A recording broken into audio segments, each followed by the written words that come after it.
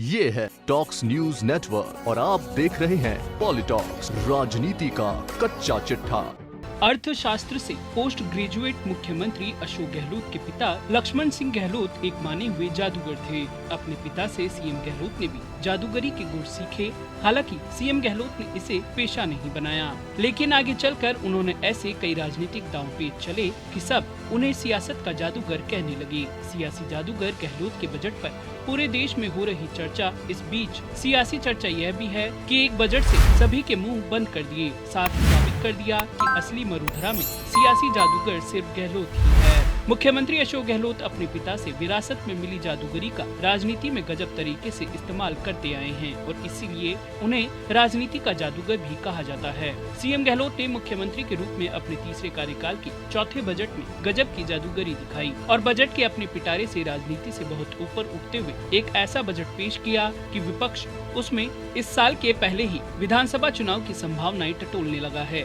CM Gehlot ने न सिर्फ प्रदेश के इतिहास में पहली बार कृषि बजट अलग से प्रस्तुत किया, वरन कर्मचारियों, विधायकों और लगभग सभी वर्गों को कुछ न कुछ देकर चौंका दिया। सीएम गहलोत की ओल्ड पेंशन स्कीम को फिर से शुरू करने को तो खुद प्रियंका गांधी और एआईसीसी ने सराहा है और विभिन्न राज्यों में जारी विधानसभा चुनाव में इसे आदर्श बजट के रूप में पेश करने में कोई देरी नहीं की। दिल्ली में प्रदेश प्रभारी माकन और पीसीसी चीफ डोटासरा ने गहलोत मॉडल पर प्रेस वार्ता कर पूरे देश में ओल्ड पेंशन स्कीम को लागू करने की मांग रख दी। सियासी जानकारों का कहना है कि सीएम गहलोत ने बजट के जरिए एक तीर से कई निशाने साधे हैं। मुख्यमंत्री गहलोत ने बुधवार को विधानसभा में पेश किए बजट में जोधपुर के लिए घोषणाओं की झड़ी लगा दी। इसी झड़ी का फायदा करीबियों को तो मिला ही, विपक्ष के सदस्यों को भी मिला। प्रदेश कांग्रेस अध्यक्ष गोविंद सिंह डोटासरा के गृह जिले सीकर के लिए भी सीएम गहलोत ने दोनों हाथ खोल दिए। सचिन पायलट के गृह जिले को दिल खोल कर सौगातें दी। नेता प्रतिपक्ष गुलाब चंद कटारिया के गढ़ उदयपुर को सौगातें देने में सीएम गहलोत ने कोई कसर नहीं छोड़ी। साथ ही सीएम गहलोत ने सभी विधायकों को आईफोन 13 भी दिए। हालांकि भाजपा विधायकों ने यह फोन लौटा दिए। मुख्यमंत्री अशोक गहलोत ने हाल ही में कांग्रेस के अधिवेशन में कहा था कि मेरी पहली सरकार कर्मचारियों की नाराजगी और दूसरी सरकार मोदी लहर में गई थी।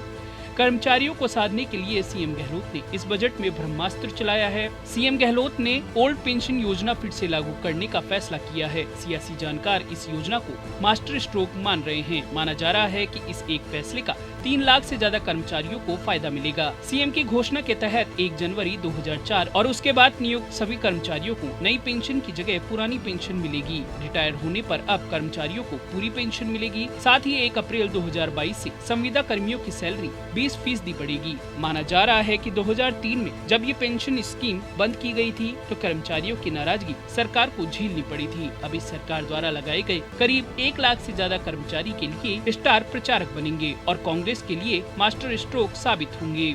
सियासी जानकारों का कहना है कि गहलोत सरकार ने बजट में जिस तरह की घोषणाएं की है उसके बाद सभी मुद्दे गौण हो गए हैं। हालांकि राजस्थान में कहावत है कि भूखो धापियो पतीजे, यानी भूखा तो पेट भरने के बाद ही खुश होता है। बजट की घोषणाओं से विरोधी फिलहाल चुप हो गए हैं, अपनों की भी मुंह बंद हो गए हैं। लेकिन अभी चुनाव में करीब 18 महीने का समय है। इशारों में प्रतिपक्ष की फूट और अपने दल के विरोधियों को कई सियासी संदेश दे दिए हैं। गहलोत पिछले 2 वर्षों से लगातार यह कहते आए हैं कि प्रदेश में एक बार कांग्रेस और एक बार भाजपा की बारी बारी से सरकार बनने की पिछले 2 दशकों से भी अधिक समय से चली आ रही यह परंपरा टूटेगी और राजस्थान में लगातार दूसरी बार कांग्रेस की सरकार बनेगी।